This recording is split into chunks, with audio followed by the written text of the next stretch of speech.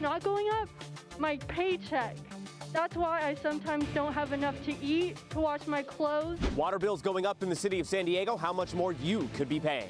If this isn't a state of emergency, I don't know what is. What's happening today regarding the sewage crisis in the South Bay? Plus, more asylum seekers have been processed and dropped off in San Diego. How this is affecting other ports of entry along the U.S.-Mexico border. We're still holding on to cooler temperatures across San Diego County, but we do have a bit of a warm-up that'll be in store as we head toward the upcoming weekend and early next week. We'll talk about what to expect in your long-term models. It's 6 a.m. on Wednesday, September 20th, and you're up with CBS 8.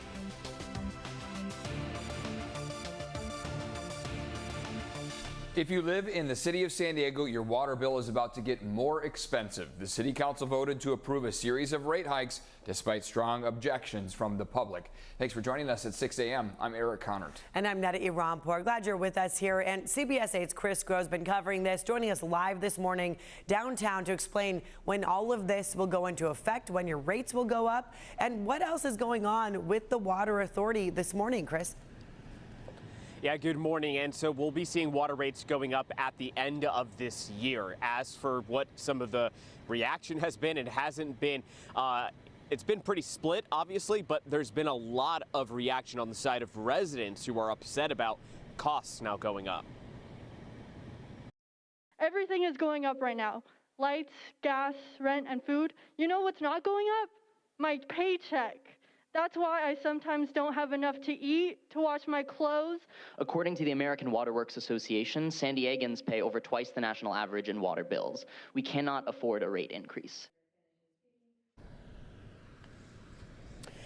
And so with this, we'll be seeing that first increase coming in December of this year. And from there, that'll be a 5% increase. Then we'll be seeing a 5.2% increase on July 1st of next year, and then 8.7% on January 1st of 2025. Now, we do believe that some of our math that we've done here, that for the average single-family homeowner, it's an increase of about $12 per month.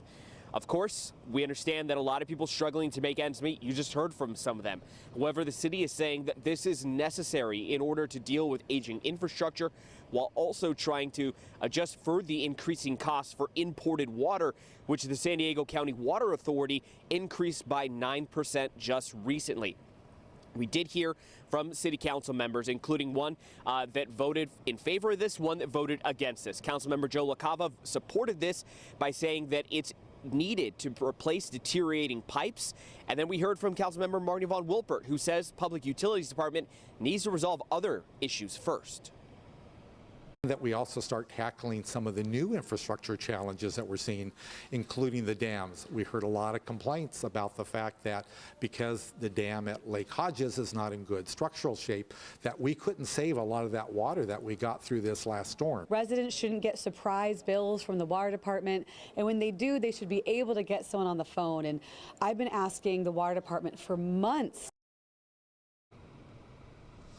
Yeah, and so we are going to be hearing a little bit more about the bill issue. Remember, it's while dealing with the Public Utilities Department, they don't necessarily go hand in hand. This is, again, utility bills that are going up while the Public Utilities Department is having an issue with issuing bills, so to speak. They've been delayed, and sometimes when people do finally get them, they are so big.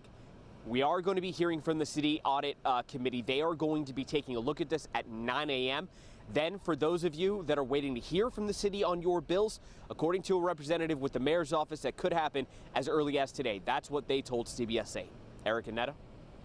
And Chris, it's not just water bills. Look at this. Gas also getting more expensive, very close to hitting $6 a gallon. Overnight, San Diego's average price jumped another 5 cents to $5.99. AAA says we could see some relief at the end of this month when gasoline cargoes end up on the West Coast, and more relief is expected at the end of October when we switch to the cheaper winter blend of gas. And now today, the Port of San Diego commissioners calling on Governor Gavin Newsom to do something about the sewage crisis contaminating our beaches. They will hold a media briefing in about 2 hours from now to call for a state and federal declaration of a state of emergency. Yesterday, a group called Stop the Poop held a rally. CBS 8's Jesse Pagan has more from the group and from the mayor of Imperial Beach. just insane. It's gone on way too long. With signs, the group calling themselves Stop the Poop rallied outside a water treatment plant near the Tijuana River Valley, calling the sewage crisis unbearable. For years, we've been reporting on beach closures and several sewage spills like this one late last month in Imperial Beach. We are asking the regional leaders to commit from a May 1st to a September 1st dry weather season of no transboundary flows into Tijuana River Valley. It's all inclusive. It's not discriminate on who or what it attacks. Including Imperial Beach Mayor Paloma Aguirre. Did you feel the same way? Absolutely. I am outreach. I'm frustrated. I am fearful for my community. Mayor Aguirre tells us part of the challenge is the decades-long underfunding of the treatment plants in the area and in Mexico. Last week, all 18 San Diego County mayors sent a letter to Governor Gavin Newsom calling on him to declare a state of emergency. Our council declared a state of emergency years back. If you go to our website, we have sent a number of letters to the president, to the governor. We're doing everything we can. Aguirre says the U.S. section of the International Boundary of Water Commission recently secured an extra $8 million for repairs, and another $300 million are coming through an agreement between the U.S. and Mexico. A state of emergency would cut the red tape for this money and more. Until then, Aguirre says she hears and is with her residents. This is the 7th largest county in the nation. It's impacting over 750,000 people. And how is it that we can't get this fixed? This isn't rocket science. If this isn't a state of emergency, I don't know what is. Jesse Pagan, CBS 8. And now this Stop the Poop group says they are looking for environmental lawyers who can represent them in possible future lawsuits. And now we want to turn to the crisis unfolding right along the U.S.-Mexico border. This morning, more migrants are showing up to seek asylum. County Supervisor Jim Desmond says 3,499 migrants have now been processed and dropped off in San Diego in the past 5 days. After people are screened, they are taken to transit centers so they can get to their next destination, which could be another part of the country. Paduas in San Isidro is still closed this morning, so agents can focus on the increase in migrants. And this goes beyond San Diego. In El Paso, Texas, U.S. Customs and Border Protection has suspended cargo processing so agents can process migrants. Shelters there are also at max capacity. In Nogales, Arizona, people are facing hours-long wait times at the border because agents have been pulled to handle the influx of migrants there. And in Mexico, a railway operator is suspending train service in the northern part of the country because migrants are jumping on freight cars and getting hurt. The company says this could hurt international trade. CBP says it's working to quickly decompress the areas along the southwest border. And local nonprofits say they are stretched thin as they help with the surge of migrants. Interfaith Community Services says they need volunteers and they need donations. They're asking for phone chargers, clothes, and hygiene products. You can drop them off at their locations in Escondido and in Oceanside. Their addresses there on your screen. Time is now 6:08 and hoping for another really lovely day like yesterday. It'll be very nice out there. Another pleasant one, a little bit cooler than yesterday, low 70s or so for this afternoon. Very nice. And then we'll get a little bit warmer by the weekend. And We can handle that. Yeah. Weekend plans. So it's not going to be too hot out there. We're just going to warm up by a few degrees, but it'll be a nice little notable boost in your afternoon high temperatures. Live look outside. Sunrise isn't for another half hour or so, but we're starting off the day like this, and you can make out a few surfers and swimmers out there in the water already. Never stops them. It doesn't matter what the conditions are out there. It could be drizzly, could be cloudy. Surfers and swimmers are still just happy to be out there, right?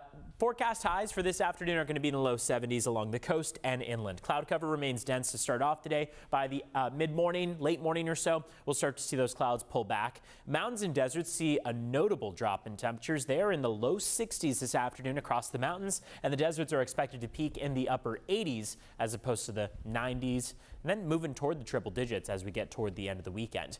Let's talk about satellite radar imagery because overnight we had quite a dense layer of clouds on hand. We still have a good amount of density to those clouds, but you see how there are a couple breaks in the clouds, giving us the opportunity for maybe a little bit of blue, or at least that orange and red tone once the sun does start to come up. But overwhelmingly, we're cloudier than we were 24 hours ago, and you can see that in our current temperatures. That blanket of clouds acts like a blanket for us. It helps to hold in some of the warmth. So in turn, Right now, compared to 24 hours ago, we're 13 degrees warmer in Oceanside, 9 degrees warmer in El Cajon and Alpine, 7 degrees warmer in Julian and Mount Laguna. So that puts our temperatures primarily in the 60s. Look at Julian, though, 48 degrees. They're still a bit chilly out there. You might need the jacket walking out the door. Same with Palomar Mountain at 54. But beyond that, we're actually pretty comfortable, primarily in the 60s, already near 70 for areas like downtown San Diego and Carlsbad. They're both at 68 degrees right now. It's 6:10. Let's take a look at your border wait times as you head out the door. So far, we've seen across San Diego County, things have been pretty quiet, but the San Ysidro Port of Entry, you're going to be waiting nearly 2 hours to get across. Otay Mesa Port of Entry, going to take you about 1 hour in total.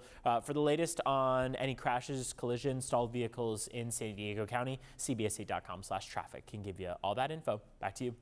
Evan, thank you very much. And still ahead here, no paychecks for military members, the new warning about a government shutdown. Plus, a horrifying story out of Las Vegas where authorities say teens hit and killed a cyclist on purpose. And for the first time, vaccines for 3 major viruses are available right now. What you need to know.